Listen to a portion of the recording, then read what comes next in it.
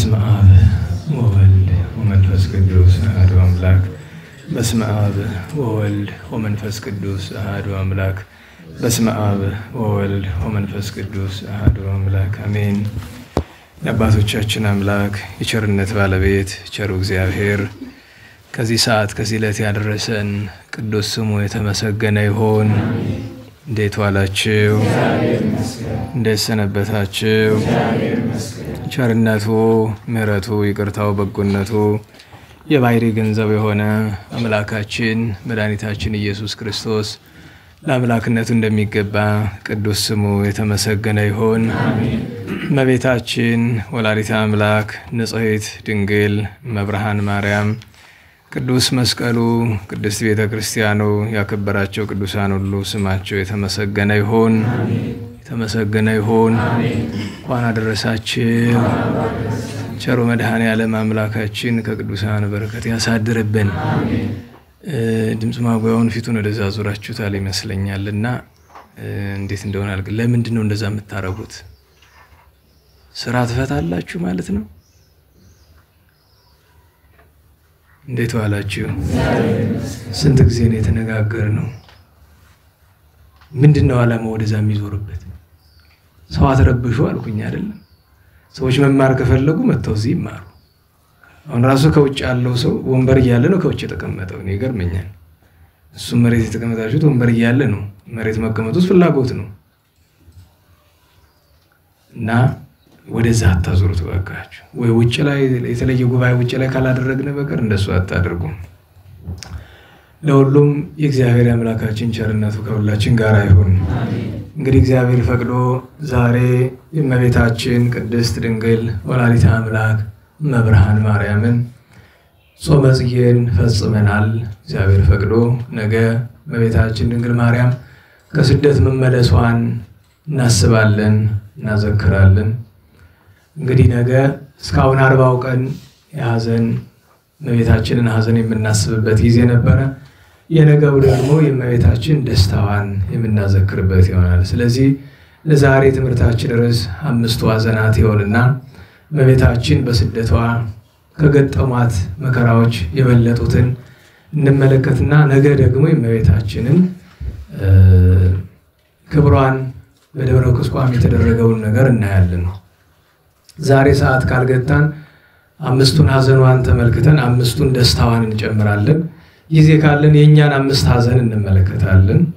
እኛ በህይወታችን የሚገጥሙን 5 ሐዘናት ይኖራሉ፣ እነሱ እናያለን። ካልሆነ ሌላ ጊዜ ይሆናል ማለት ነው።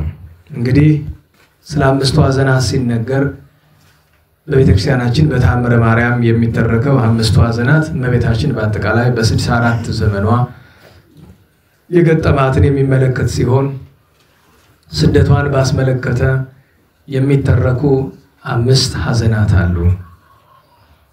እነዚህ 5 ሐዘናት ጌታችን መድኃኒታችን ኢየሱስ ክርስቶስን አዝላ ስደት በወጣችበት ወራት ያገኟት ሐዘኖች ናቸው። ባለፈው በዚያ በሰንበት ትምህርት ቤት በነበረው ጉባኤ ላይ ምናልባትም ከወር በፊት እነዚያን 5 ሐዘናት ተመልክተናል። ሁለቱ 5 ሐዘናት የሚያመሳስላቸው ስለኛ መዳን መደረጋቸው፣ ሁለተኛ ደግሞ ከ5ቱ ሐዘናት የመጀመሪያው አሐዱ እምኔሆሙ ሶበ ተነብየ ስምዖን በእንቲአከ በቤተ መቅደስ ከመ ይቀትሉ ከአይሁድ የሚለው የመጀመሪያው ከሁለቱም ላይ አለ። የእመቤታችን ካገኟት ሐዘኖች መካከል አንዱ እሱ ስለሆነ ማለት ነው። እንግዲህ አስቀድሜ መልእክት ልንገራችሁ በኋላ እንዳልዘነጋ። አንደኛ የመምህራችን የኔታ ተሾመ ተስካር ሰኞ ነው የሚሆነው እንደ እግዚአብሔር ፈቃድ ህዳር 8 በአርባዕቱ እንስሳ በዓል ማለት ነው። ስለዚህ በረከት መሳተፍ ከፈለጋችሁ በስራ ማለት ነው እሁድ ከጧት ጀምሮ ስራ አለ፣ አጠቃላይ አገልግሎቱ ማለት ነው እዚያው ሰለስቱ ምዕት። ሰኞ ደግሞ ማስተናገዱ አለ ከጧት ጀምሮ ማለት ነው። ስለዚህ በረከቱን መሳተፍ ትችላላችሁ፣ ይገባችኋልም እንላለን። እንግዲህ ወደፊትም የሚሰሩ ተግባራት ላይጠፉ ይችላሉ። ለጊዜው ግን ሰው የሚያየው የአደባባይ ስራ ፍትሐት ነክ የሆነው ተዝካር ነውና ተዝካሩን የምናደርገው ለሊቃውንት ለካህናትና ለነዳያን ብቻ ነው። ሰዎች እንደምታውቁት አስቸጋሪዎች ናቸው። ብዙ ሰው ጤና የለው። እንደምታውቁት በቀደም ካህናት ጋር እየተጨዋወትን የዛን አንድ ፈላስፋ አነጋገር እየጠቀስኩኝ ነበር። ይህች ዓለም በእብዶች የተመላች ናት። ጥቂት ጨርቃቸውን በጣሉና በጣም ብዙ ጨርቃቸውን ባልጣሉ እብዶች የተሞላች ናት። እብድ ማለት አብድ ከሚለው ነውሰድና አብድ ማለት የማያስተውል ማለት ነው። የማያስተውል ሰው ሁሉ እብድ ነው።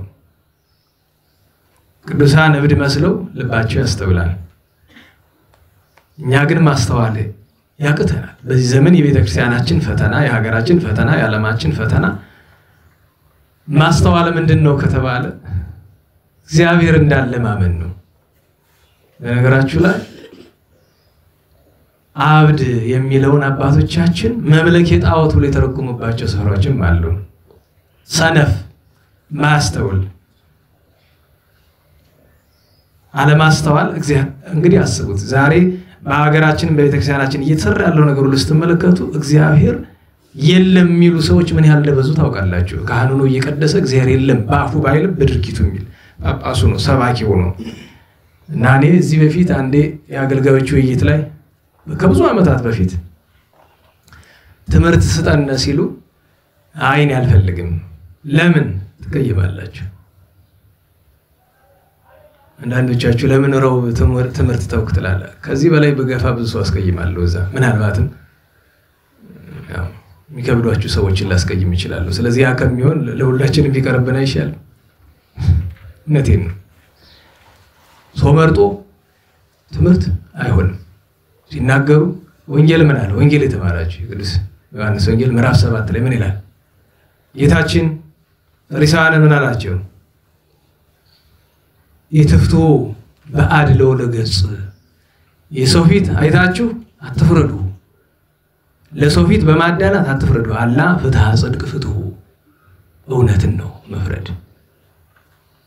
አየህ፣ ደሃውን ሲያጠፋ ተናግረው ሀብታሙ ሲያጠፋ ዝም ካልከው አንተ ተናጋሪ እውነት ተናጋሪ ልትሆን አስተማሪ ልትባል አትችልም። ሰው ለይታ አይደለም፣ አጠፋ ጠፋ ነው። እና ትቀየማላችሁ። ለምን? ምንም ብናገር ሰው ይቀየማል። እናንተም አትቀየሙት ፈልጋችሁ ስለምትመጡ ነው። ገብቷችኋል? ለዛ ነው ድምፁ አጓውን ወደዚህ ያዙሩት እምላችሁ። ይቀየማሉ፣ ይከፋሉ። በጣም መከፋት ብቻ አይደለም ብዙ ችግርም ለመፍጠር የሚሯሯጡ ሰዎች ስላሉ እነሱም ከሚጎዱ በነፍሳቸው እኔንም በስጋ ከሚጎዱኝ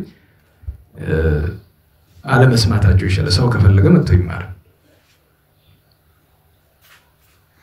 እና ትቀየማላችሁ ስላችሁ ችግር የለም አንቀየምም አሉ። እንግዲያውስ ሌላ ትምህርት የለንም ዛሬ አንድ ነው ትምህርታችን። ጥያቄ ጠይቃችኋለሁ ትመልሱልኛላችሁ ነው።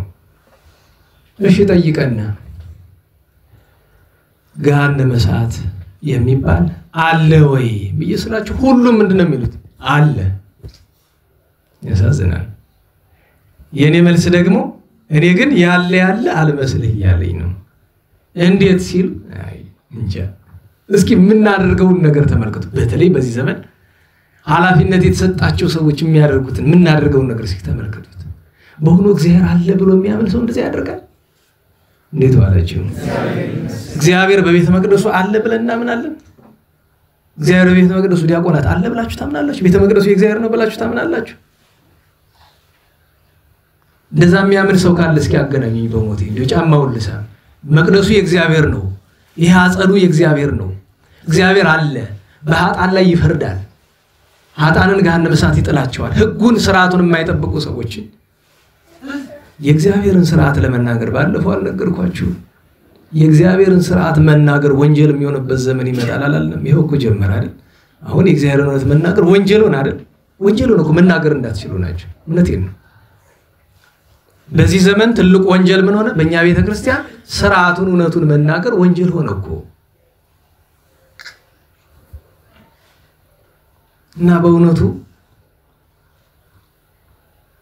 ሰነፍ የማያስተውል የሚለው ስም ለኛ እንዳይሆንብን ከራሳችን እንማከር ንስሐ እንግባ በጎን እንሻ ቢያንስ ስርዓቱን ማድረግ ያቅተን እንኳን ባለማድረጋችን እንጸጸት አዎ ተሳስቻለሁ እንበል አዎ በድያለሁ ለማስተካከልም ጥረት እናድርግ ለጉዳያችን እንመለስ ለሁሉም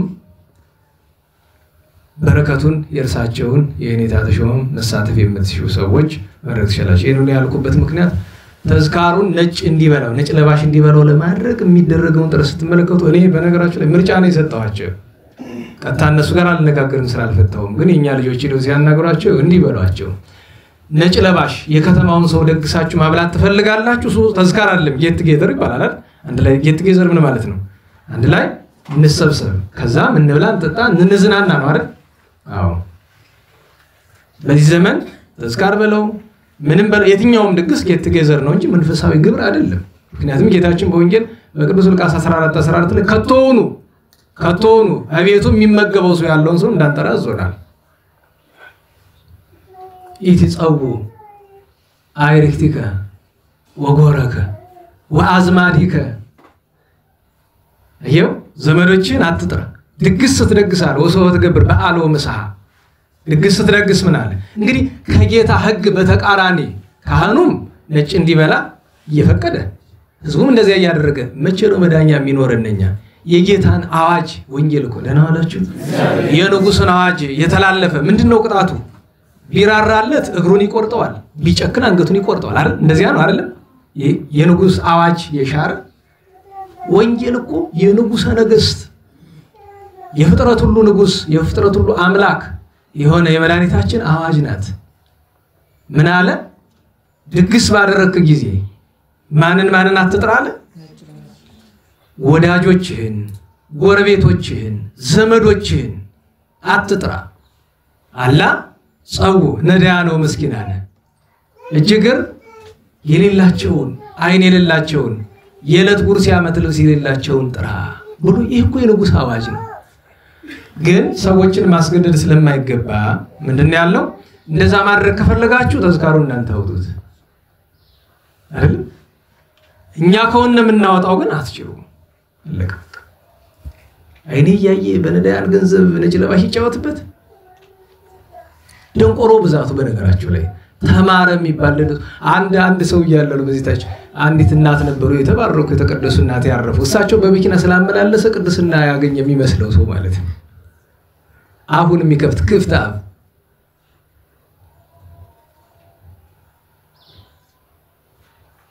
በእውነቱ መልካም ስለሆነ ድርጊቱ እንጂ ያ ሰውየስ ጥፊም ይገባው ነበር ግን እንዲህ ማድረግ ስለ መንፈሳዊ ግብሩ ነው እንጂ አሁን እንዲከፍት ልጆች እንዴት እንደፈቀዱለት ገርሞኛል አንዳንዱ ሰው አሁን እንዲከፍት አጥፍቀዱለት አፉን በለው እዛው ላይ ሲከፍት በቤተክርስቲያን ላይ በእግዚአብሔር ነው ላይ አፉን ሲከፍት እዛው ላይ አፉን በለው አዎ መልመጥመጥ የለም ወንድሜ እየተለመጠመጥክ ነው እዚህ በቁማችን እያለቅን ያለነው ታያለ አይደለም ያርዱሃል ይገሉሃል ብቻኛው የምትችላት ነገርና ፌስቡክ ላይ ወጥቶ ማለት በቃ አንዳንድ ነገር መልመጥመጥ አያስፈልግም እና አስባችሁታል የኒን ደግ ታላቅ ሰው ነፍሳቸው ደስ እንድትሰኝ ድሆች እንዲበሉ ቢደረግ በተቃራኒ አስባችሁታል ጭራሽ ደግሞ በገዛ ቤቱ የሚሰራው በደል አልበቃ ብሎ ደግሞ ከእግዚአብሔር ቤት መጥቶ በእግዚአብሔር ገንዘብ ላይ በደል ካልበደልንበት ብሎ እሚል ስንት የደንቆሮ ጥርቅም እንዳለ መድኃኒዓለም ነው የሚያውቀው ለሁሉም እናንተ ልብ ካላችሁ እኔ በጣም ነው የሚያስገርማችሁ በነገራችሁ ላይ በጣም እዚህ አካባቢ በጣም የተሻለች መንፈሳዊነት አላት እንበላጽ በቀደም ዝክር ተብሎ እዚህ ቤተክርስቲያኑ በር ላይ ነው በሄድ እስማ የድግሱ ብዛት ግን አንዴ ነው ቢጤ የለም ጠቅላላ ያራዳ ሰው ያፍሰዋል ይበላዋል ብቻኛው ማድረግ የምችለው አንድ ነገር ነው እሱ ምንድነው ይቅርታ አድርጉልኝ ከዚህ እህል ቀምሼ የበደላችሁ ተሳታፊ ያልሆነ ምን ማለት ነው ይሄ ነገች ሴትዮ ፈተና ሲገጥማት መጣ አሁን ወረዱ ጸሎት አድርጉልኝ ምናምን ተለልሽ መጣው እዛው ሳልናገር አልመጣሁም ተናግሬ ነው የመጣው እዛ ሲመገቡ የነበሩት መብላት የለባችሁ ይሄን አዎ አውቃለሁ እዛው ሰውጣ መብድ ነው የምትሉኝ ችግር የለውም እብድ ብትሉኝም እብድ መባል ደግሞ ይጠቅማል እንደ ልብ ለመናገር ያግዛል እውነቴን አንዲት ወዛ ቁጭ ብላ ጠላዋን ስትጋት ቆይታ አቤት አቤት ሲጣፍጥ አለች ውሸት ስትወጭ የምትይውን እኮ አውቃለሁ ስትወጭ ልታሚ በሲዘክል የልሳኑ የሚለው እንኳን ከመመኑ ከካህኑም ሞልቷል ሁለት ምላስ የሌለው ስንት አገልጋይ ይገኛል በዚህ ዘመን ይገኛል ሁለት ምላስ ያለው እኮ ዲያብሎስ ነው አንድ ሰው ሁለት ምላስ ካገኛችሁበት እሱ ሰይጣን እንዳደረበት ምልክቱ ይሄ ነው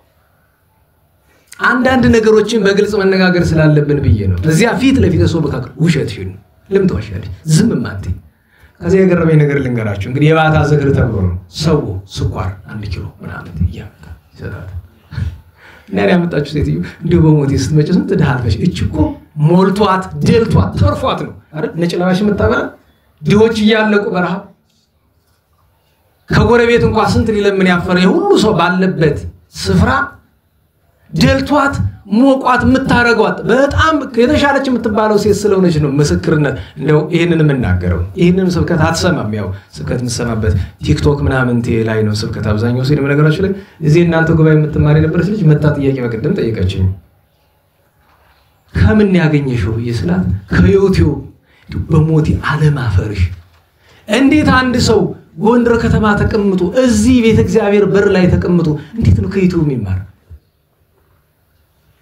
እንዴት ከዚህ በላይ ምን ብደት አለ ክርስቲያን መሆን አቃተኝ መቀየር አቃተኝ እግዚአብሔር ጸሎቴን አልሰማ አለ ኧረ ተው በሞቴ ኧረ ተይ ግድልሽ ነጋን አውረድ ይባላል እግዚአብሔር ቸር የዋ ነው ግን አንዱነት እንዳትረዱ የመጨረሻው ቁርጥ ፍርድ ግን ከባድ ናት እንደዚህ እየበደል ነው ነገ ማረኝ ሲሉት መማር አለ እንደዚህ ያለ ተጠራቅማች ነገር ግን ዋጋ ታስከፍላለች እዚህ የትየቱም አጣቋትም እንጂ ብትነግሩ አጥሩ ነበር ነገ ይመጣል የሆነ ነገር ችግር ነው መሸከም ያቀታል አላመጣ ወረዱ የለም አንዳንዴ እኛም እንኳን እግዚአብሔር ነው እኛ መስማት እንኳን አንዳንዴ ይቸግረናል ነገራችሁ ላይ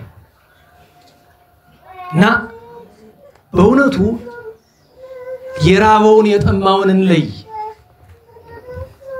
ይሄንን አደራ ለምን መቤታችን ተርባለች መድኃኒታችን ተርቧል ቅዱሳን ተርቧል ያንን ዋጋ መክፈል ከኛ ይተበቃል ለማለት ነው እግዚአብሔር መድኃኒዓለም ሁላችንም ይርዳን ለሁሉም ከኔታ በረከት እንድንሳተፍ ከእሑድ ጠዋት ጀምሮ እስከ ሰኞ ድረስ አለ በተመቻቹ ሰዓት ሄዳችሁ እህቶች በተለይ እሑድን በአብዛኛው በትይዙ ይመረጣል ሰኞ ደግሞ መስተንግዶ ላይ ወንድሞች በተሆኑ ይመረጣል ማለት ነው ሁለተኛው ነገር የ318ቱ አባቶቻችን የቅዱሳን ሊቃውንት ጉባኤ እዚህ እናደርጋለን ማክሰኞ ስለዚህ ከተቻላችሁ ሁላችሁም እንድትመጡ ጥሪ እናቀርባለን ሰዓቱን መጨረሻ ላይ እናየዋለን ምናልባትም አንዳንድ ዝግጅቶች ካሏቸው ቀደም ብሎ መጀመሩ ግድ ሊሆን ይችላል ስለዚህ የ318ቱ ቅዱሳን ሊቃውንት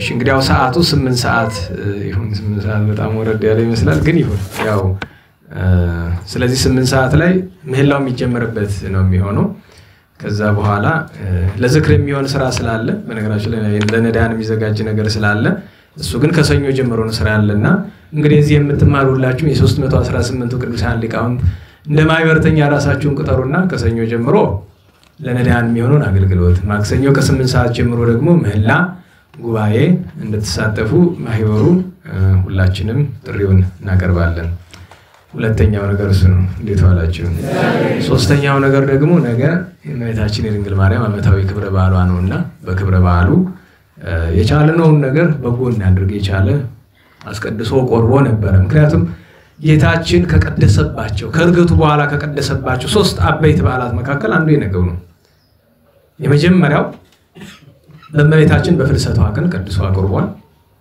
ሁለተኛው ሰኔ 21 ቀን የእመቤታችን የመጀመሪያው ቤተክርስቲያን በ53 ዓመተ ምህረት ቀድሶ አቆርቧል ሶስተኛው በነገው ዕለት ደብረ ቁስቋም ላይ ከሰማይ 12 ቅዱሳን ሐዋርያት ይዞ ወርዶ ራሱ ቀድሶ እነ ቅዱስ ቴዎፍሎስ እነ ቅዱስ ቄርሎስ ቆርበዋል አብረው እሱን ነገ በጉባኤ እግዚአብሔር ከፈቀደ በነገራችን ላይ የነገውንም ጉባኤ በሰዓት መጀመሩ ጥሩ ነው ለምን ብትሉኝ አንደኛ የእመቤታችን የስደቷ መዝሙር ማጠቃለያው ስለሆነ ሁለቱም ባንድ ላይ ነው የሚዘመረው ሰዓት ይፈልጋል ደግሞ የእሑዱ ስንክሳር ቅድም ስሰሙት ስም ብቻ ስለሰማችሁ ነው እንጂ ጠበቅ ያለ ነው ደህና አንባቢ ካልያዘው ደግሞ ያውላል ያሳድራል።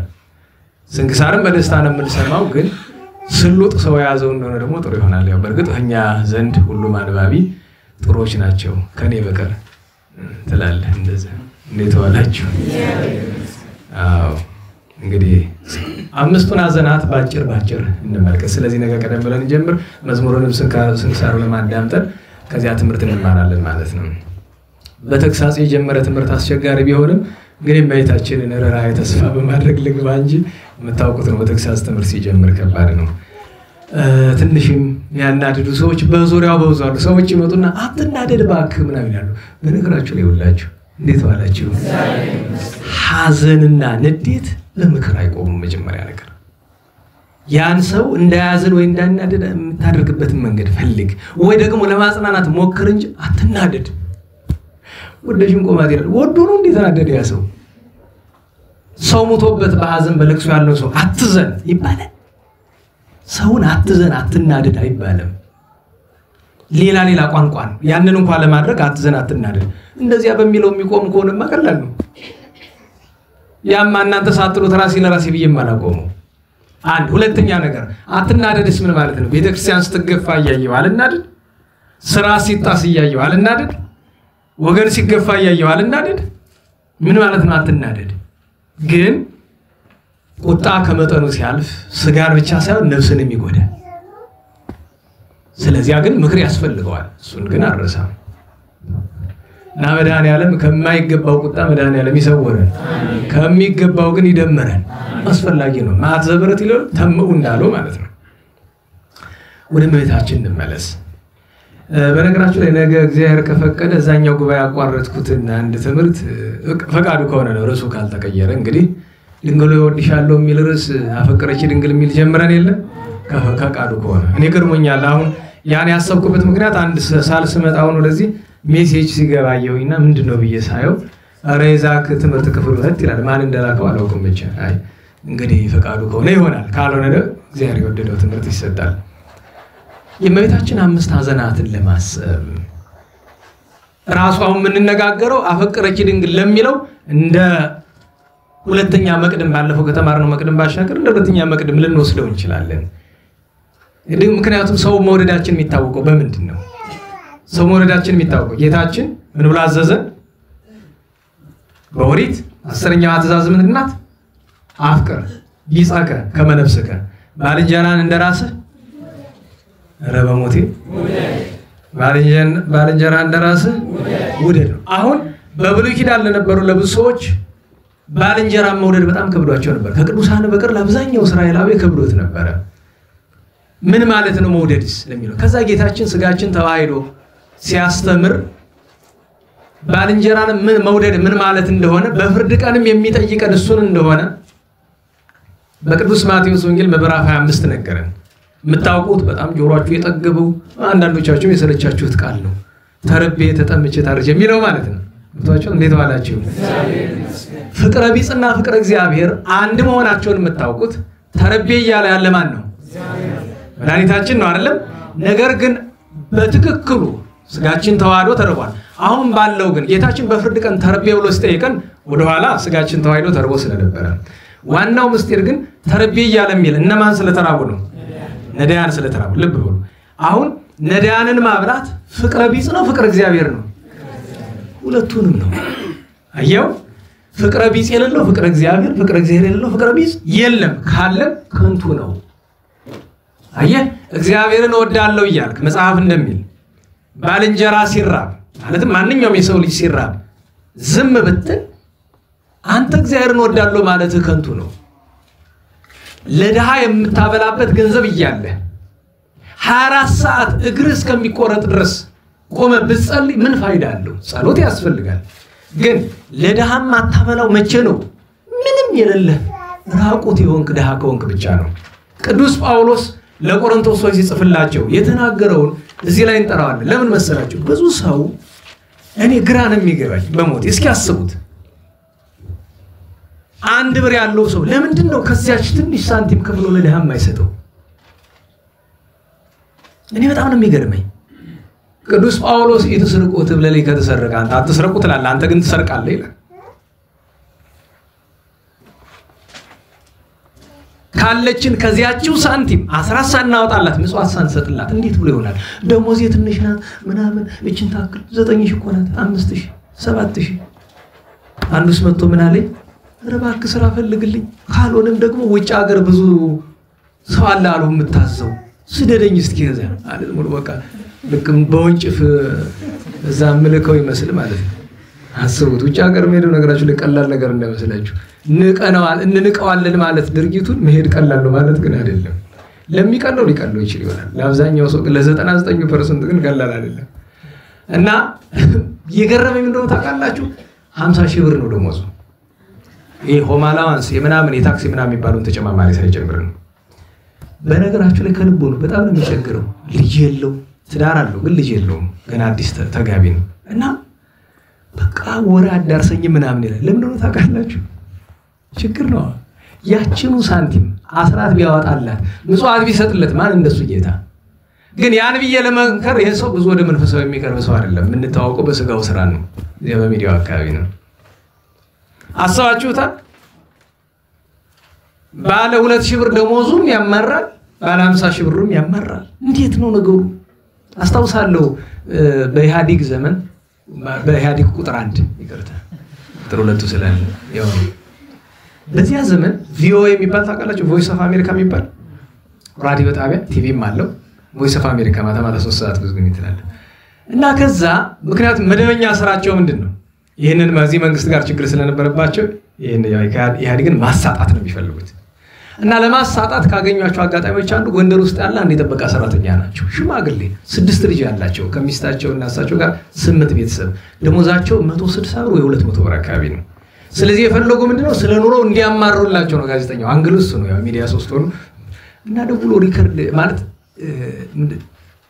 ይጠይቋቸዋል እና ስለ ቤታቸው ችግር ስለ ጓዳ ጉድጓዶ ይፈተፈትባቸዋል እና እሳቸው ያንተተው ሌላ ነገር ነው የሚያወሩት እና መጨረሻ ላይ አይቸግሮትም ወይ በዚህ ደሞዝ እንዴት ነው የሚኖሩት ብሎ አላቸው አንተ ሞኝ የሚያኖረኝ እኮ እግዚአብሔር ነው ደሞዝ አይደለም ብለው ኮማ አደረጉት እሱ በወቅቱ የነበረው መንግስት ለማሳጣት ነው አልተሳካለትም ለምን ካማኝን የደወለ ከኔና ከናንተ ቤቴዎች አይደለም እኔና እናንተ ገና ሳንጠይቅ ነው አይደል ምን ለፈልፍ አንዳንዱ ሰው ሆዱን ስትጫኑት ነው አለበታች የሚያመልጠው አንዳንድ ሰው ግን ቆሞ ዝም ብሎ የሚያመልጠው አለ ይሄ የእንትን ድግም ተደገመበት እንደሚባለው ማለት ነው ችግር አይደል ተመስገን አንልም ምን ይቅርብ ሁሉም አማረር ነው አይደል ደሞዞት ያንሶታል ተሞቀ ነው ያንሶታል ተሞቀ ነው ማንንም እኔ በቂ ነው እግዚአብሔር ይመስገን ከበቂ በላይ አለኝ የሚላል እኔ ኩሱ እንደሱ አይደሰው እንዲገጥመኝ እመኛለሁኝ ለምንድን ነው ግን መንፈስ ረድኤት መንፈስ ቅዱስ ምን ያህል ቢርቀን ነው እንደዚህ አይሆንና ምን ላችሁ ፈልጌ ነው ቅዱስ ጳውሎስ ለቆሮንቶስ ሰዎች ጽፍላቸው ምን አለ ኃይለ ቃሉ ብዙዎቻችሁ የምታውቁት ነው የሰውን ሁሉ ቋንቋ ባውቅ በነገራችሁ አንድ ሰው የሰውን ሁሉ ቋንቋ እንዲህ በከንቱ አያውቅም እኮ አይደል የተለየ ጸጋ ነው አይደል የሰውን ሁሉ ቋንቋ በዓለም ያለውን በሺ የሚቆጠር ቋንቋ ማወቅ እኮ የተለየ ጸጋ ነው የመላእክትን ሁሉ ቋንቋ ባውቃለሁ ጭራሽ ደግሞ የመላእክትንም ነገር ግን ፍቅር ከሌለኝ እንደሚጮናስ እንደሚመታ ከበሮ ነኛል በከበሮ በበጎ ምሳሌ ሲጠቀስ የጌታችን ምሳሌ ነው እኛን ለመሰለው ሲጠቀስ ግን ከበሮ ሲመጣ ድምጽ ያወጣል አይደል ለራሱ ከበሮ ምን ይረባል ለኛ ድምጽ ሊያወጣ ይችላል ለበጎ ሲመሰል ግን ሌላ ምሳሌ አለ ዝርዝሩን እናንተ አንብቡት ሄዳችሁ ሰዓት ለመቆጠብ እና መቤታችን ድንግል ማርያምን ጌታችንን የሚወድ ሰው ምንድነው መገለጫው የተራበ ማብላት እኔ ትናንት ከነፍስ አባቴ ጋር የተጫወትን እኔ አንድ ነገር ልንገረው ተልኳችሁ ነፍስ አባቴ ጋር አይደለም ሌላ ትልቅ ሰው ጋር ነው አንድ ፈላስፋ ነኝ ደራሲ ነኝ የሚል ሰው አለ በዚህ ዘመን አለማየሁ ገላጋይ የሚባል ታቦት ይሆናል እና በቅርብ ጊዜ ያው እግዚአብሔርን ሎቶ ሰባት ቤተክርስቲያንንም ያዋረድ ምናምን መጽሐፍ ጽፏል ኤቲስት ነው የሚያደርገው አስገርምም የሚያሳዝነው ነገር ይሄን መጽሐፍ አድንቀው አጨብጭበው የተቀበሉት አብዛኛው ኦርቶዶክሳዊ ነን የሚለው ትውልድ ነው ግን አንድ ሁለት ልንገራችሁ በአመለካከትና ባረማመድ 100% ነው ማገራችሁ ከዚህ ሰው አመለካከት የተሻለ ሰው ያለ አይመስለኝም እሱ እንኳን ሰይጣን በማየው መንገድ የሚመራው ሰው እሱ እንኳን እግዚአብሔርን የማያውቅና የማያመልክ ሰው የሚናገረው አንድ ንግግር አለ ምንድነው ታውቃላችሁ ሁሉ ጊዜ አይታችሁት ከሆነ ምናልባት የምታዩት ሰዎች ካላችሁ ስነ ጽሁፍ ምናምን የምታነቡ ሰዎች ካላችሁ ጥሩ ልብስ አይለብስም። ለምንድን ነው ተብሎ ሲጠየቅ ምንድን ነው የሚለው? ከጎረቤቴ ወይም በመንገድ ያለውን ድሃ መርዳት አልችል ይላል። ነገር ግን ራቁትን በሆነ ሰው ፊት ጥሩ ልብስ ለብሶ በፊቱ ማለት ምንድን ነው ትርጉሙ? ገብቷችኋል? ይህንን ክርስቶስ መድኃኔዓለምን እናመልካለን የምንል ሰዎች አስባችሁታል? በዲዛይነር ቀሚስ ልብስ የሚያሰፋ መነኩሴ ጳጳስ ሰባኪ ያላት ቤተክርስቲያን ውስጥ እየኖርን አስባችሁታል? እንዲያው በነገራችን ላይ በዚህ ዘመን እኮ እግዚአብሔርን አመሰግነዋለሁ አብዛኛው ክርስቲያን እምነቱን አለመካዱ ራሱ። ምክንያቱም ማንን አይቶ ክርስቲያን ይሁን? ማን አለ እስኪ እንዲሁ ለክርስቲያን ምሳሌ የሚሆን ሰው በተለይ በስልጣን በኃላፊነት ያለ ማን አለ?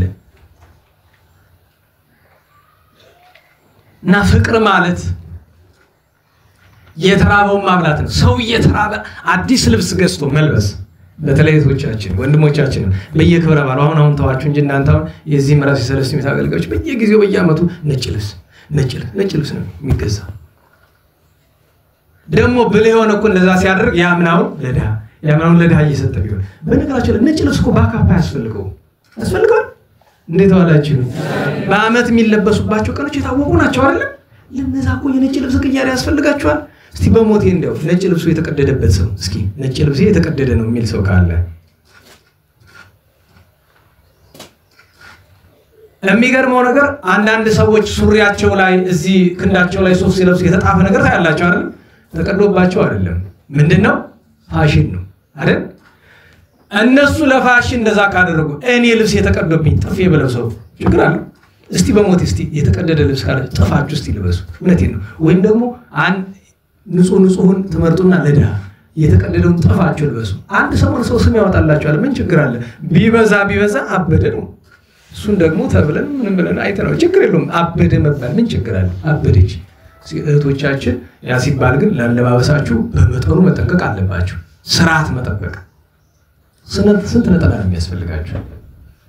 በጣም ተጋን ነው 3 አይበቃ? በጣም ተጋን ነው እንጂ 2 ነው አይደል? እንደ ስርዓቱ ሚስት ፍትሐ ነገሥት ላይ ምን ይላል? የሕዝባውያን አንቀጽ ላይ ሚስት ለባሏ ይላል 2 ኩታ ትስራለት ተብሏል፣ ትፍተልለት። አንዱ ለቤት አንዱ ለቤተ እግዚአብሔር ነብሯል።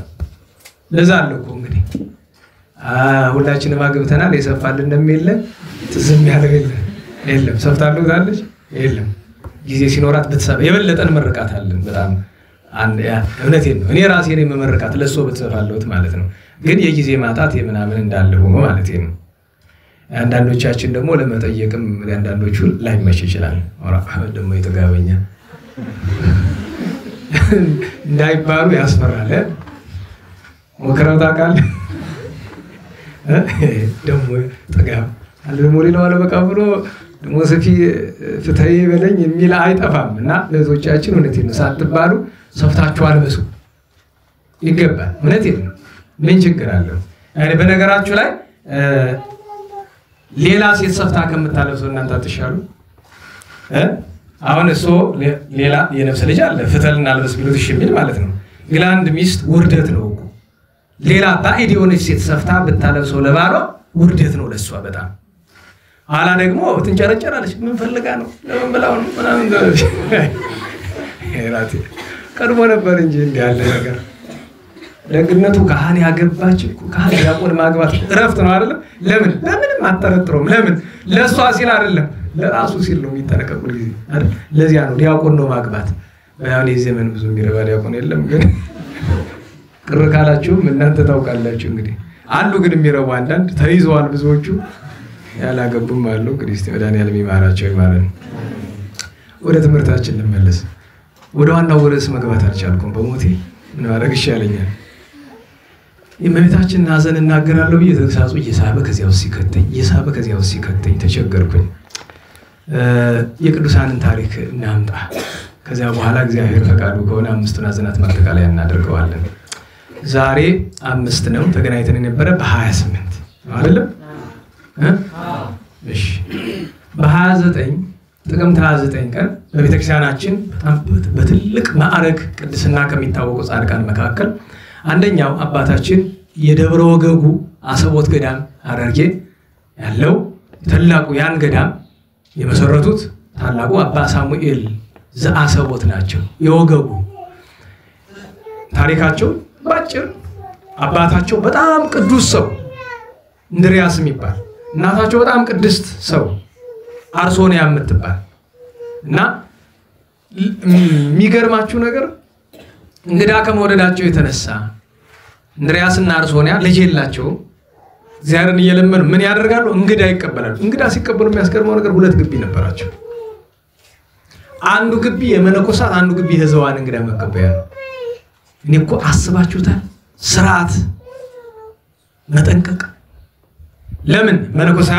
መነኮሳትና መነኮሳት ከሕዝባን ጋር መቀላቀል ስለሌለባቸው ሺህ ጊዜ ቢቸገር እንዲያ ያደረጉ ሲኖሩ አቡነ ተክለ ሃይማኖትን ያገኟቸዋል ጻድቁ አባታችን ምክንያቱም አቡነ ተክለ ሃይማኖት ጋር ቅርብ የሥጋ ዘመዶች ናቸው ጸልዩልን እግዚአብሔር ልጅ እንዲሰጠን አሏቸው አቡነ ተክለ ሃይማኖት ጸልዩ ከናንተ ጣዖትን የሚሽር ወንጌልን የሚሰብክ ሰማዕትነት የሚቀበል እግዚአብሔርን የሚያስደስት የተቀደሰ ልጅ ተወልዳላችሁ ብሎ መርቀዋቸው ሄዱ ተወለዱ ክርስትናው ሊደርስ ሲል እንድሪያስ የሕፃኑ የተወለደው አባት የት ይሄዳል ወደ ደብረ አስቦ ይሄዳል ወደ ማን ወደ አቡነ ተክለ ሃይማኖት ስለምን ምክንያት ይሉ ስለ ሁለት ምክንያት አንድ ለማመስገን ምክንያት ሁለት አባት ሆይ ናባክ ክርስትና አንሳልኝ አባቱ ነው ብሎ ለመጠየቅ እንደዚህ እኮ ይደረጋል አንዳንዴ እኔ አንድ ሰው ገጥሞኛል እንደዛ የሚል ሰውየው ባልየው እዚህ ያለ ልብ የለውም መካከላችሁ ነው ያለ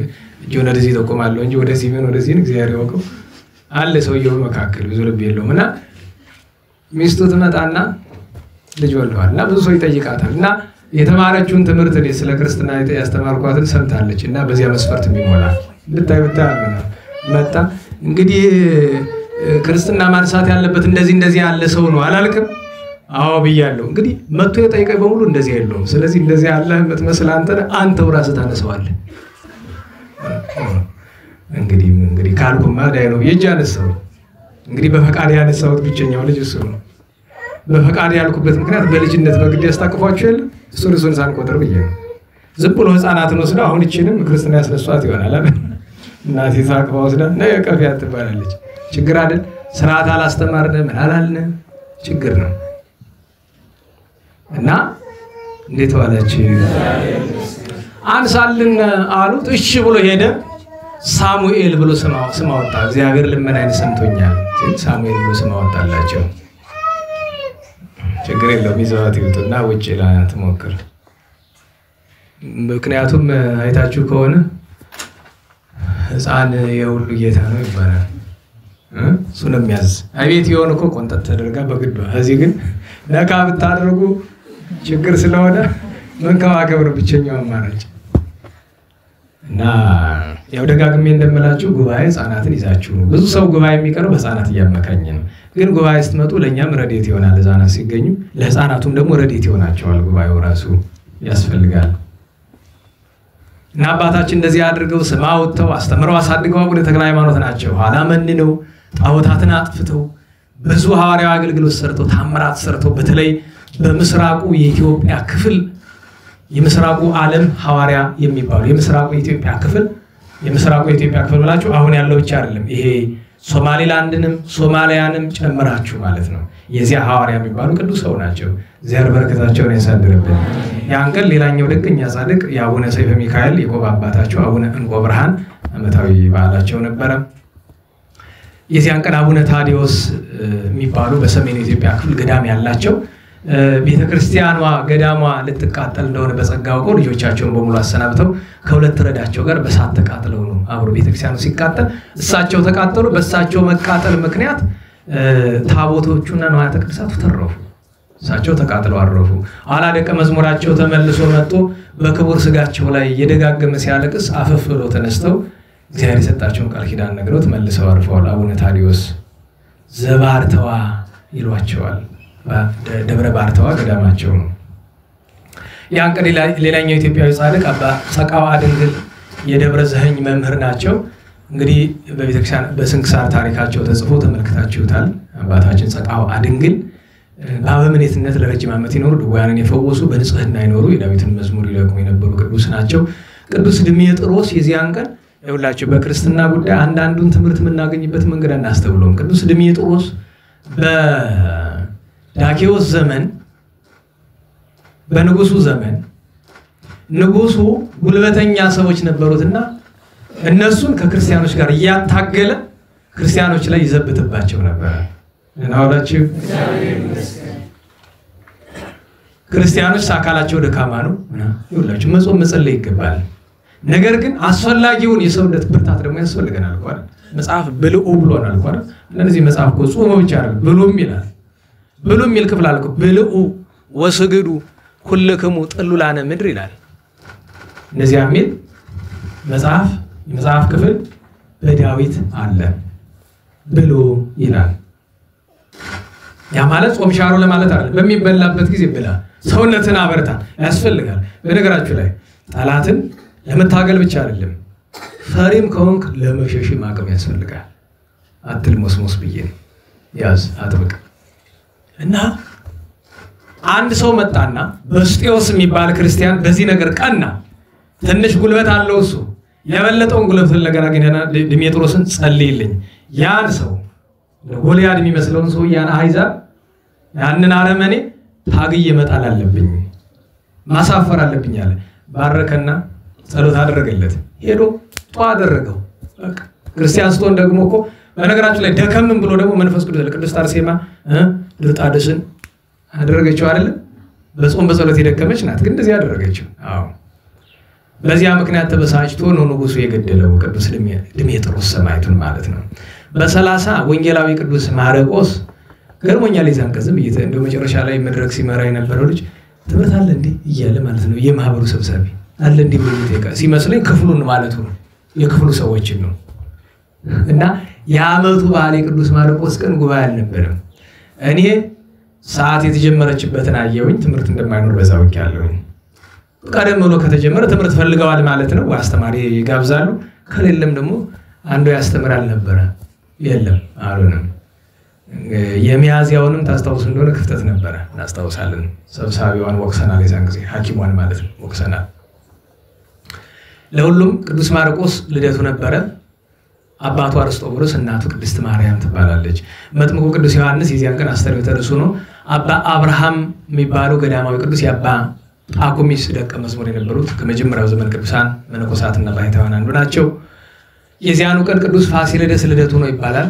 ሰማዕታት የአንጾኪያ ሰማዕታት አባታቸው ቅዱስ ፋሲለደስ ከኢትዮጵያ ነገስታት አጼ ይስሐቅ ደብርን ጨምሮ አበራ ጊዮርጊስን ጨምሮ ብዙ አድባራትን የሰሩት በሸዋ የነገሱት የአጼ ዘርዓ ያዕቆብ ትልቅ ወንድማቸው አጼ ይስሐቅ ንጉሱ ዓመታዊ የዕረፍት በዓላቸው ያን ቀን ይታሰብላቸዋል።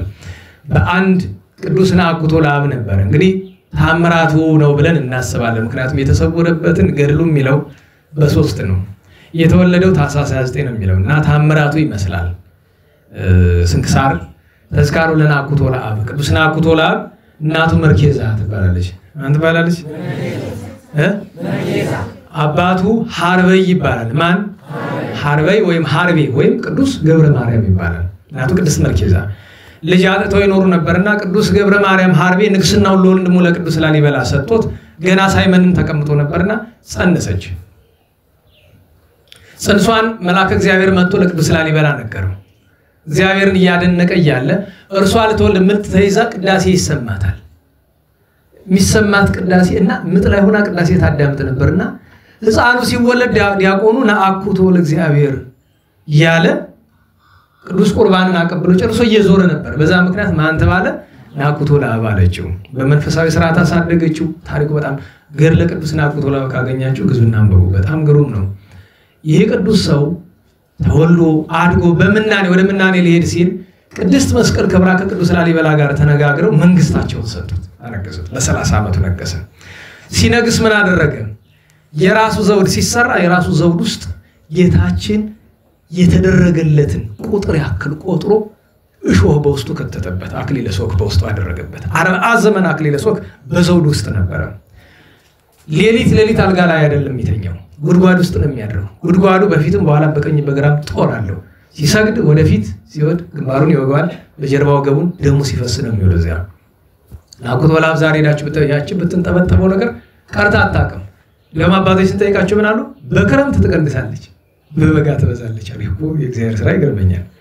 እና አንተ ስለኔ ፍቅር እንባህና ደም ሲፈስ እንደኖረ ሁሉ ዳግመኛ እስከመጣ ድረስ ለፍርድ እኔ ለምልክት ይቺ ደንጊያ ስታለቅስ ስትኖር ብሎት ይቺ ደንጊያዋ እስካሁን ድረስ ደንጊያዋ ላይ ሁሉ ያለቅሳል። አስቡት፣ ከታች ነው ውሃ የሚፈልቅ እንጂ ከላይ ነው እኮ ብላችሁ ቆማችሁ ከላያችሁ ነው እኮ ጠብጠብ የሚል ከአለቱ ላይ ማለት ነው። እና የቅዱሱ እንዲህ ያለ ገድል የነበረው ነው። ከሁሉ የሚያስገርመኝ ነገር ልጅ ወለደ። 3 ዓመት ሲሞላው አምጡልኝ ልጅ አለ። ቢያዩ እንደው በዛ ዘመን እሱን የሚመስል መልክ ያለው ሕፃን የለም። ቀና ብሎ ጌታ ኢየሱስ ክርስቶስ አድጎ በድሎ ገሃነመ እሳት ከሚገባ ዛሬ ወሰድልኝ ብሎ አለ። ሸከፈ እግዚአብሔር። መቼ? የካቲት 16 ቀን። ግን ሚስት ሲያገባ ሚስቱ ማን ትባላለች? ንጽሕት ማርያም ትባላለች። ስሟ ንጽሕት ማርያም። አላገባም ብሎ አስቸግሮ ነበር። መልአከ እግዚአብሔር መጥቶ 2 ጊዜ ተቆጥቶታል። ኋላ እመቤታችን መጣ፣ ድንግልና አይነካብህም በቃ አለችው። እሺ ብሎ አገባ። ኋላ እንደገና ደግሞ አብራችሁ ተኙ ደሩ ሲባል እንዲህ አለ፣ ድንግልና አይናለ ግድ የለም በረድኤት በጸጋ ድንግልና እንዳይነካብህ አድርግልሃለሁ ብለዋለች። 40 ዘመን ነግሶ ዘመኑ ሲፈጸም አንድ ነገር አንድ ካደረጋችሁ ታምሮች አንዱ ልንገራችሁ። በዛው ገድሉ ላይ ስትመለከቱት አለ። ቅዱስ ላሊበላ ካረፈ በኋላ ቅዱስ ናኩቶላ ሲነግስ የግብጽ ሰዎች ለቅዱስ ላሊበላ ይገብሩ ነበርና ለሱ እንደ ንቀት ተሰምቷቸው እንደ ላሊበላ አይሆንም ብለው ግብር አቆሙ ነው። መልካም አባይ ላይ ሄደ። ወደ አባይ ወዳለበት ኢትዮጵያ ውስጥ ያለበት ስፍራ ጸሎት ጸለየ። ጌታዬ ሆይ ለዚህች ቅድስት ሀገር የሚገባትን ግብር የሚሰጡ ሰዎች አቁመዋል። ስለዚህ እኛ ደግሞ በስነ ተፈጥሮ የሰጣቸውን ይህንን ላቆም ዘንድ ፈቃድ ከሆነ አቁምልኛል። አባይ ቀጣል። ነው ዛታች እንኳን ድሮ ዛሬ ምይት ነው የሚሉ እንኳን ሳይቆም እንኳን ቆሙ ሳይቆም አይደል የሚሉ ግብፃውያን አላመተው ወርቁን ብሩን ለሀገሪቱ ገብረው ይቅርታ ጠይቀው ከእግሩ ተደፍቶ መልሶ እንደገና ልቆላቸዋል። እና አባይን ለመጀመሪያ ጊዜ የገደበው ማን ነው ካላችሁ ቅዱስ ያሰበ አባቱ ቅዱስ ሐርቤ የገደበው እሱ ነው። ታዲያ እንደዛሬው በደንጊያ አይደለም የገደበው፣ በጸሎት ነው። እንዴት ነው በጸሎት የሚገደብ ከተባለ እንግዲህ ክርስቲያን ሆነ ስታየው ያን ቀን ይገባል ይደረጋል። ዛሬም ያደርጓል አውቶ ያላቸዋል ያረደላቸውና የቅዱስ በመጨረሻ ጌታችን መጥቶ አንተ አትሞትም ነሄኖክ ነዝራን ኤልያስ ወዳለበት ትገባለህ ብሎ መልአከ እግዚአብሔር ይዞት ብሔረ ሕያዋን ገብቷል። ታዲያ ቃል ኪዳን ሲሰጠው ብዙ ነገር ተናግሯልና ደጄን የረገጠ ኃጢአቱን ይቅርለዋለሁ። ግን ባይቻለው ከዚያ ሆኖ አይ ፈጣሪ ቢያድለኝ ሲናቁት ለአብ እንደች በረገጥኩ ነበረ ብሎ ምኞቱን ቢነግረኝ ምኞቱን አብን ያን ብሎ ይቅር በለኝ ቢለኝ ያን አብነት አድርጌ እምረዋለሁ ብሎታል። እግዚአብሔር በረከቱን ያሳድርብን። ማክሲሞስ ማንፌዎስ ፊቅጦር ፊልጶስ ብዙ መከራ የተቀበሉ የሰሜን አፍሪካ ሰማዕታት ናቸው። በሁለት አባ ጴጥሮስ እና አባ ሱንቲዮን እና አባ ሊባኖስ እና ቅድስት አነስጣስያ እና ቅድስት ሴቴነዋ የግብጽዋ ሀብተ ትንቢት የተሰጣትና ማታዊ ባላቸው ነበር። በሶስት ከቅዱሳን ሁሉ ማዕረጋቸው ከፍ ካሉት አንደኛው አባታችን መድኃኒነ እግዚእ የደብረ በንኮሉ ወላዲ አእላፍ ቅዱሳን ይባላል። መድኃኒነ እግዚእ በሉስቲ ስሙ ራሱ መድኃኒት ነው። ጌታችን መድኃኒታችን ነው ማለት ነው። መድኃኒነ እግዚእ ጌታችን መድኃኒታችን ነው። አራት ነገር እኮ ነው ስሙ ራሱ። ታሪኩ ሰፊ ነው፣ ግን 2-3 የታሪክ አንቀጾችን ብቻ ልንገራችሁ። ለተባላችሁ ተወልዶ አድጎ በመንፈሳዊ እየኖረ ያለ ለመጀመሪያው ጊዜ ጻድቁ አቡነ ተክለ ሃይማኖት የመጀመሪያ መነኮሱት ሰው ማን ነው ከተባላችሁ አቡነ መድኃኒነ እግዚእ ናቸው። የመጀመሪያው አቡነ ተክለ ሃይማኖት ልጅ። ከዚያ በኋላ አቡነ ተክለ ሃይማኖት ሀረገ ትውልድ በጣም ተስፋፍቶ የቀጠለ በመድኃኒነ እግዚእ ነው። አመንኩሰው ከደብረ ዳሞ ሲወርዱ አግኝተዋቸው አመንኩሰዋቸው ምን አሏቸው? ካንተ ብዙ ቅዱሳን ይወለዳሉ፣ ስሜ በአንተ ምክንያት ይጠራል። ከዚያ በኋላ መድኃኒነ እግዚእ ማን ያላመነኩሱት አሉ? እስቲ አንዳንድ እንጥቀስ። የዋልድባ ገዳም ዋልድባ ሲባል ማን ትዝ ይላቸዋል? ከጻድቃን አቡነ ሳሙኤል የማን ልጅ ናቸው? የመድኃኒነ እግዚእ። አሁን ያለበት ደብር ማን ነው? እሳቸው የማን ልጅ ናቸው? መድኃኒነ እግዚእ ጋር ሳሙኤል ዘጣሬጣ፣ ሳሙኤል ዘቆይሳ፣ ገብረ ሥላሴ ዘለጋሱ፣ ሳሙኤል ዘሃሌሉያ እና አቡነ አፍቀረነ እግዚእ እና አቡነ ያሳይ ዘመን ዳባ በአጠቃላይ 7 ከዋክብት ሲባል ከሰማችሁ የእሳቸው ልጆች ናቸው። 49 ከዋክብት ሲባል ከሰማችሁ የእሳቸው ልጆች ናቸው። 72 ከዋክብት የእሳቸው ልጆች ናቸው። በዚህ ምክንያት ምን ተባሉ? በመካከለኛው የኢትዮጵያ ክፍል ወላዲ አእላፍ ቅዱሳን የሚባሉ አቡነ ኢየሱስ ናቸው። በሰሜናዊ የኢትዮጵያ ክፍል ደግሞ ወላዲ አእላፍ የሚባሉ 2 ናቸው። አንደኛው አቡነ አብሳዲ ናቸው ኤርትራ ያሉት። ሁለተኛው ዋናው ከሁሉም በላይ የሆኑት መድኃኒነ እግዚአብሔር አባታችን ናቸው። ትልቁ የሚያስገርመው ተአምራቸው አህያ ነበራቸው የሚያገለግላቸው ያለ መሪ የትም ቦታ ደርሶ የሚመጣ ማለት ነው። እና መንገድ ላይ ቢሄዱስ ግማሽ አካሉ ተበልቶ ያው ሞቶ አገኙት። አለቀሱ። ፈጣሪ የሰጠኸኝ አጋዥ የሚያገለግለኝ ሞተ። ማን የገደለ አሉት። አህያው ቀና ብሎ አንበሳን የበላኝ አላቸው። ከሞተ በኋላ እንደገና ተነስቶ ወደ በረሃ ጠጋ ብለው ገድላቸዋል። ካገኛችሁ ተጠቀሙ፣ ገድላቸዋል። በእኔ በርግጥ በብራና ነው ያለኝ። መታተሙን አይታተም አይመስለኝም። በብራና ነው በፒዲኤፍ ነው ያለው። እና ምስክርነቱን ከአህያው ከተቀበለው በረሃ ሄደው አራዊትን በሙሉ ጠሩ። ሞቱ፣ ወጡ። አንበሶች ለብቻ ተለዩ። የኔን አህያ የበላ ነው ወደፊት ወጣ። በል የማይገባህን ነገር አድርገሃል። ስለዚህ በአህያዬ ፈንታ ከዛሬ ጀምሮ አንተ ነኝ አህያ ና ወስደው አህያው የሚሰራው በሙሉ ሲያሰሩት ነው ማለት ሞቶ ተቀብሮ ታውቃላችሁ። ዛሬ ድረስ ቆዳዋል ይሉናል አባቶቻችን። ስፍራው ለመድረስ አላደለኝም እስካሁን። ከአክሱም ወዲያ ማዶ ያለ ስፍራ ነው። ደብረ በንኮል ሙራደ ቃል ይባላል። መካነ ቅዱሳን ይባላል። የቅዱሳን ስፍራ ደብረ በንኮል ሙራደ ቃል ይባላል። ናኒ ቅዱስ ብዙ ገድል ያላቸው ናቸው። እግዚአብሔር በረከታቸውን ያሳድርብን። ከቅዱሳን ወገን በሰማዕትነት ያለፉት በደብረ ማርያም በአቡነ ቶማስ ገዳም የነበሩት አቡነ ፍሬ ካህን ማለት ስላድኖ ስታዩ እሳቸው ማህያቸው 6 ክንፍ እንደዚህ አይነት ነገር አንዳንዱ ፋንታ እኛ ስለምንነጋገረው ስለ ክርስትና ነው። መጽሐፍ ቅዱስ ላይ ባይጻፍ ኑሮ የበለዓም ማህያ ተናገረች ብንል ማን ያምን ነበር? መኑ ያአምነነ ስምዓነ ኢሳይያስ 53:1 ላይ ምስክርነታችን ማን ይቀበለናል? ወለመኑ ተከስተ መዝራዕቱ ለእግዚአብሔር። እዚያው እኮ ኢሳይያስ 53:1 ላይ የእግዚአብሔር ክንዱ ማለትም ኃይሉ ተአምራቱ ለማን ተገለጠ? ሙላል እና አቡነ ፍሬ ካህን ከኢየሩሳሌም አፈር ይዘው በአህያ ጭነው መጡ በጸጋ። ዋልድባ ላይ ሲደርሱ አህዮች ዋልድባን መርገጥ አይችሉም ተባሉ። ምክንያት ይሉ ከአህዮቹ መካከል ሴት አህያ ስለነበረ ነው። እንጃስ ብሎ እሳቸው 6 ክንፍ አላቸው አይደል? ቢጸልዩ አህዮቹ በክንፍ እኮ እግዚአብሔር ስራ በሆኑ ነገር ዘይሳነው ለእግዚአብሔር አይደለም። ቅዱስ ገብርኤል በሆኑ ለእግዚአብሔር የሚሳነው ነገር አለ።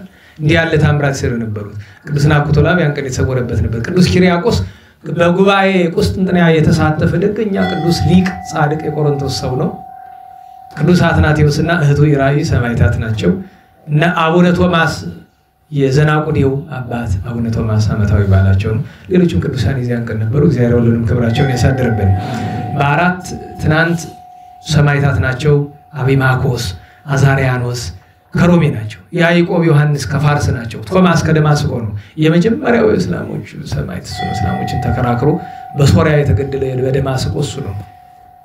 ከዚያ አባ አበይዶ ጻድቁ አባ ዘካርያስ ጉባኤ ሰማዕታት ነበረ።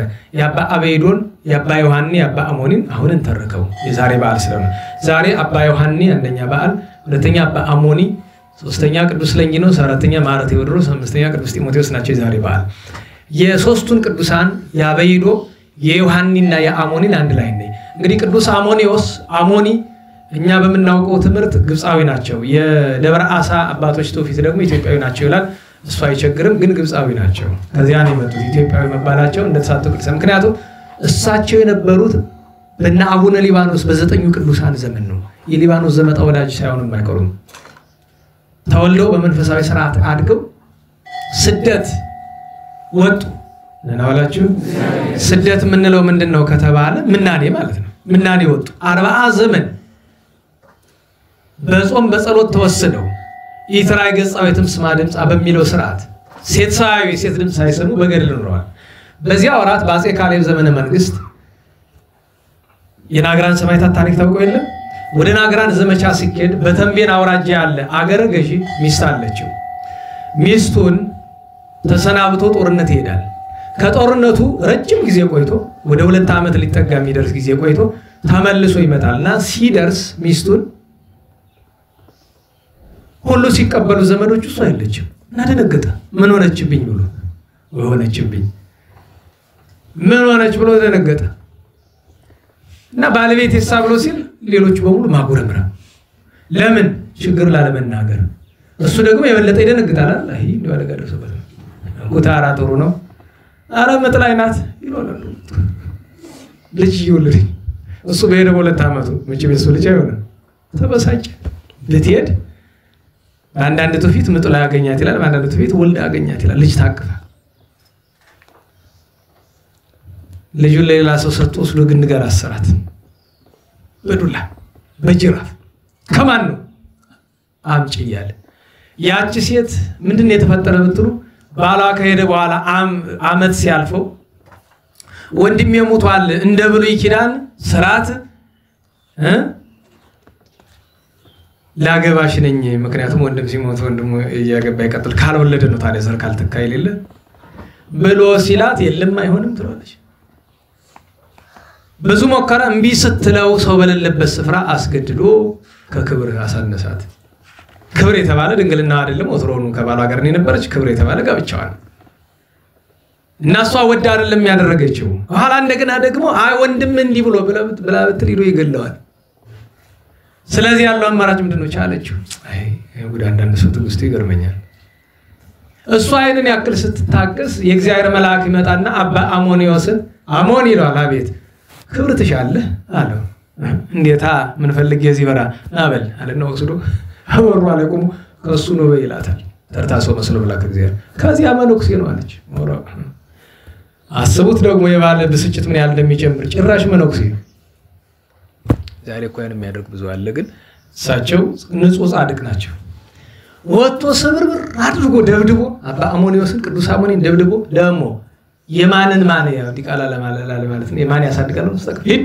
ይዘ እግዚአብሔርን ያመሰገኑ ስለምን ስለ ሁለት ነገር አንድ ስለ ዱላው በረከት ነው ሁለተኛ ልጅ ለመውለድ ሳይር ጋር አለው እኮ ከባድ ነው አይደል ልጅ ሰጣቸው እግዚአብሔር አራ ይዘው በረሃቸው የት ገዳመን አይሶ የሚባል በተንቤን ማዶ ያለ ነው ይላል ከዚያ ወስደው ግን ኋላ ግን አሳመጥ እንዴ ወዴት ላስተኛው ነው አሉና ሲያዩት መሬቷን በስመ አብ ወወልድ ወመንፈስ ቅዱስ አሐዱ አምላክ ብለው ይባርኳት ጎድጎድ አለችላቸው ግን ምን ያነጥፉበት ምን ነገር የለም ዝም ብሎ እዚያው ላይ ያስተኙት ግን መልአክ እግዚአብሔር ታች ደልድሎለታል ተኛ ከዚያ ሲኦል ሕፃኑ መመገብ ስላለበት አይ እንደው ምን ላብለው በረሃ ነው ምንም ነገር የለውም እንኳን ለተወለደ ለለት ሕፃንም ይሁን ሚዳቋ ትመጣና በርከክ ብላ ስታጠባው ያሉ ሞራ ምግብ ተያዘልኝ ማታ ምን ላልበሰው ሐሳብ ሆነ ብርድ ነው በጣም ደግሞ በረሃ ሌሊት በጣም ይቀዘቅዛል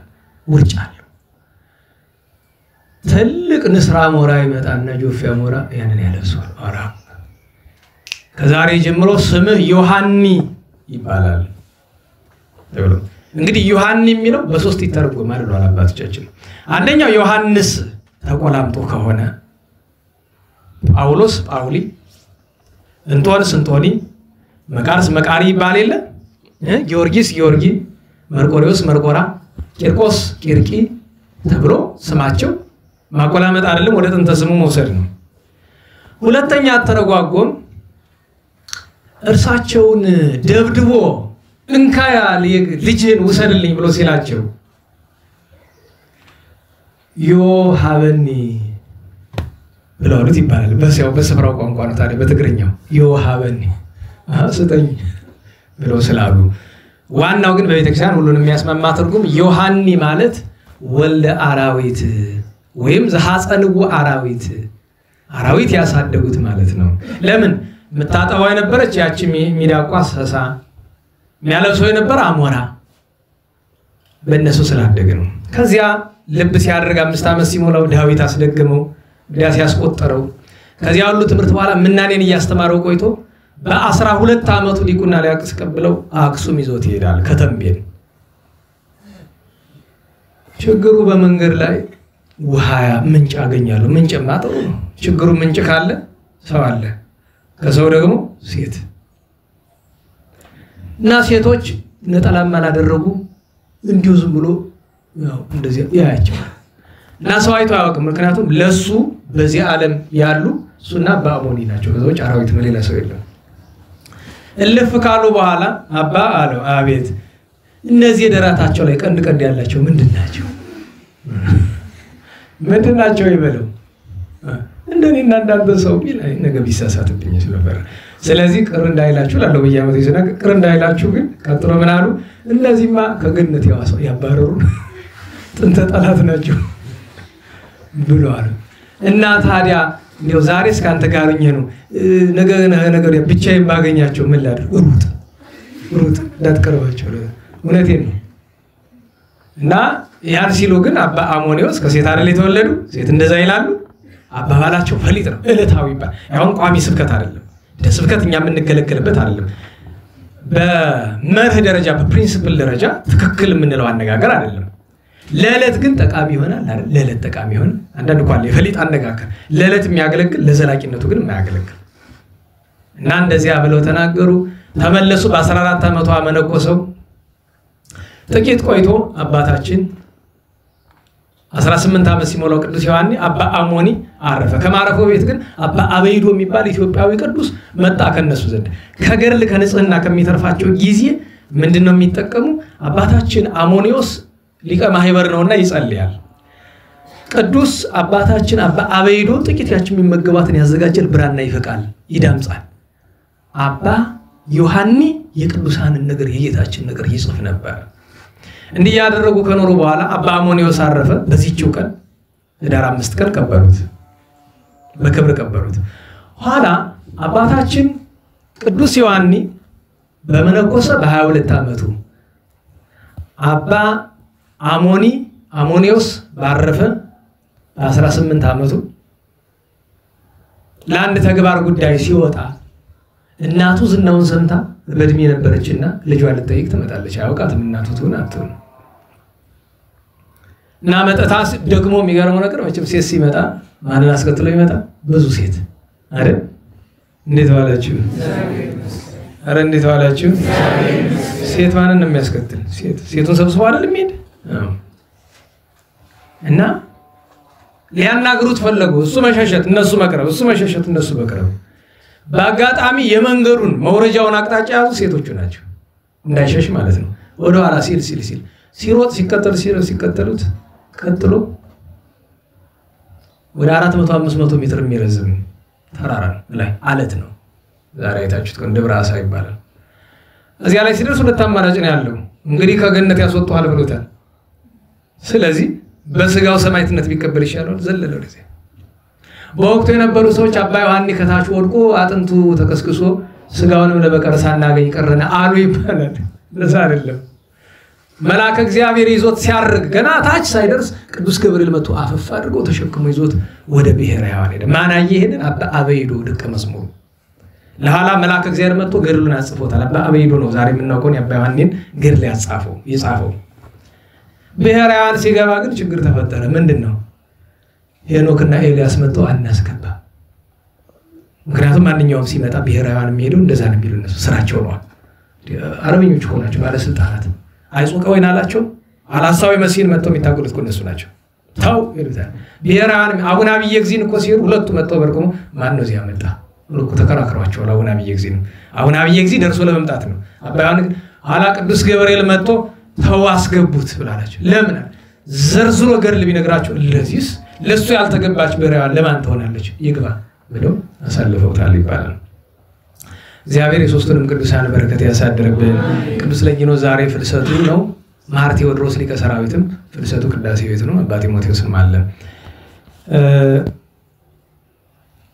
ነገ ደብረ ቁስቋም የእመቤታችን አንደኛ ደብረ ቁስቋም ላይ የደረሰችበት ሄሮድስ መሞቱን ከሰማች በኋላ ስለሆነ ነው እንጂ ደብረ ቁስቋም መድረሷ ብቻውን እረፍት አይሆናትም ነበረ። ግን ሄሮድስ መሞቱን ከሰማች በኋላ ለመጀመሪያው ጊዜ እረፍት ተሰምቷት ያረፈችበት ቦታ ነው።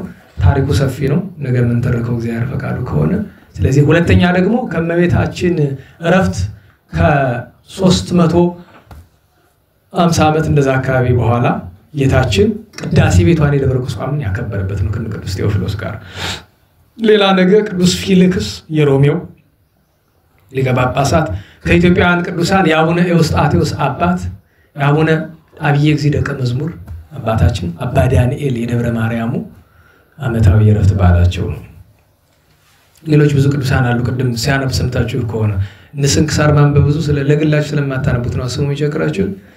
አባ ፍሞስ ወለንዲዮስ ወይላጥስ ወማርትሮስ ወናውኒዮስ ወሊባዲቆ እንደዛ ለማለት ለግላችሁ አንብቡ። ስንክሳር በተለይ ዲያቆናት በግላችሁ አንብቡ። ጥሩ ነው፣ ረድኤት ይሆናችኋል። በቃል ለማጥናትም እግዚአብሔር ካደረ ሊሆን ይችላል።